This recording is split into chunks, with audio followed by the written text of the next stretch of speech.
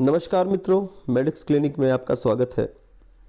चूँकि मौसम काफ़ी सर्द है, छोटे छोटे बच्चों को फीवर, ड्राई कफ,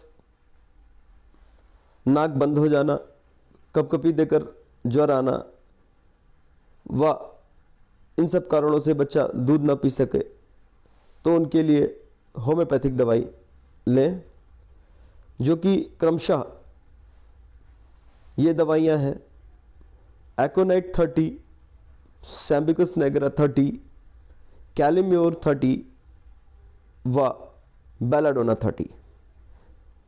इन दवाइयों का सेवन दिन में 3 बार 4-4 बूंद दें, शीघ्र लाभ होगा।